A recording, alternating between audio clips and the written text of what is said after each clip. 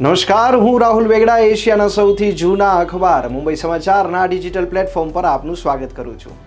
ચાલો જોઈએ આજની મુખ્ય હેડલાઇન્સ। કેન્દ્રીય ગૃહ અને સહકારિતા મંત્રી અમિત શાહ આજે મધ્યપ્રદેશના પ્રવાસે છે। મુખ્યપ્રધાન મોહન યાદવ સહિત નેતાઓએ ભોપાલ એરપોર્ટ પર તેમનું સ્વાગત કર્યું। હિમાચલના મંડી જિલ્લામાં ભૂકંપના આંચકા અનુભવાયા।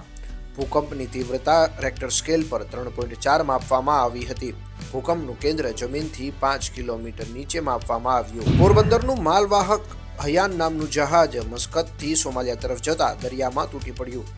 જહાજમાં સવાર 13 ખલાસીઓનો આબાદ બચાવ થયો। નેશનલ હેરાલ્ડ મની લોન્ડરિંગ કેસમાં ઈડીએ મોટી કાર્યવાહી કરી। તેણે નેશનલ હેરાલ્ડના 661 કરોડ રૂપિયાની સ્થાવર મિલકતોના કબજા માટે નોટિસ જાહેર કરી છે। દેવભૂમિ બેટ દ્વારકાના બાલાપોર વિસ્તારમાં ઘાસના મેદાનોમાં છુપાયેલું એક નાનું હનુમાન મંદિર મળી આવ્યું। જિલ્લા એસપી દ્વારા હનુમાન જયંતિના શુભ અવસર પર મંદિરને લોકો માટે ફરીથી ખોલવામાં આવ્યું। વડોદરાના એમએસ યુનિવર્સિટીમાં ટેકનોલોજી ફેકલ્ટીના બીજા વર્ષમાં બીઈ ટેકનોલોજીમાં અભ્યાસ કરતા વિદ્યાર્થીએ આત્મહત્યા કરી।